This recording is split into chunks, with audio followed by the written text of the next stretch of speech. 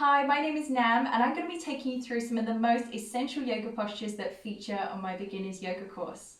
We're starting off with cat and cow pose, which is oddly enough two yoga postures that are brought seamlessly together. So you want to start off on all fours, shoulders above wrists, hips stacked above knees, and you're going to start to round the spine, lower the head down, move your tailbone towards the backs of the knees and really round there your entire spine. Then the next pose is lifting the chin up and the sit bones up towards the sky. And what you can see is that I'm getting to practice a nice range of movement here with my flexion and extension of the spine. The breathing as well really helps, so that way it lowers any type of stress or perhaps any worries or anxiety that might be going on. The breathing in yoga really helps to calm and soothe the nervous system. And what you find as well is that you can't really think of anything else whilst you're doing this, which I really love as well. It's a super good move for the neck and for the shoulders if there's any tension or tightness there. And especially if you've got a sit down job, you're doing long hours at the desk, or maybe you travel a lot. This next yoga pose is downward facing dog, and it's really one of those that works you from head to toe and is a really nice blend of flexibility and strength as well. Come up onto all fours, just like your base posture for cat and cow. This time you're going to push away the mat, draw navel to spine, tuck the toes underneath, lift your knees off the ground, start taking your hips up nice and high, move your head down in between the arms, roll your shoulders externally away from the ears, and it doesn't matter if your heels are off the ground or on the ground, that's absolutely fine. Do not worry about that. Just keep pushing away the mat. If your head moves downwards towards the floor, I want you to work on hugging the ribs in and allowing the insides of the arms to match there to the ears if possible. If you're really rounded in the back and super tight in the legs or possibly the back as well, then I want you to come up really high up into the balls of the feet and move your chest and heart towards the thighs.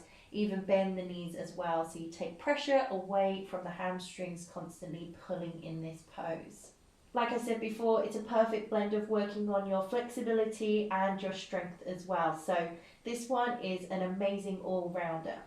This next pose is Cobra Pose, and it's perfect if you spend long hours doing this at a desk. It really takes you in the opposite position by rolling the shoulders back, opening up through the chest and heart as well. To come into it, you want to start off by laying yourself down onto your front. Press the big toes to touch together and the tops of the feet into the mat. Hands by the sides of the chest.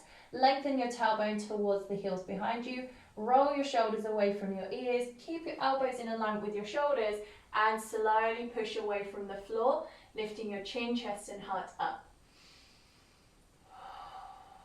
And of course, don't forget to breathe. Maybe close the eyes so you relax the face, because I find when you look upwards, you tend to crease the forehead and trying to look up. So try and relax the face as best as you can. And of course, if you need a milder back bend, slide the hands further forwards, maybe slightly ahead of the shoulders. Apply the same little tips there, but lift up. And if you still need it milder than that, then we come down onto the elbows and practice Sphinx pose instead. And we want to make sure the difference between just kind of hanging out here passively in comparison to being in a yoga pose, we really want to press down through the elbows and the hands, draw navel to spine, so that way we lengthen the spine here. And again, lots of breathing, getting as much oxygen as we can into the body. The last pose is Crescent Lunge, and there's actually a few different ways that you can come in and out of this pose, but because I'm kneeling here in this position, I'm stepping the right foot forward like so, and you want your knee just above your ankle, your feet hip distance apart so you're not wobbling around everywhere, back knee, top of the foot grounded into the mat as well, and then walk the hands up the legs, and you can either stay here, hands to hips, which for a lot of students when they're learning just feels a lot more sort of just sturdy. They don't feel like they're wobbling all over the place. And I really want you to press this front foot deep into the mat, so that way you're not just dumping the pelvis downwards, you're trying to harness that strength and stability here in the pelvis and also the lower back. And whilst you're here, we're going to start lifting the chin, chest and heart up and seeing if we can apply one or both hands up towards the sky and a little bit back as well, maybe past the shoulders, see how you feel. If you're here with the hands just above the shoulders, that's absolutely fine. That's more of a low lunge.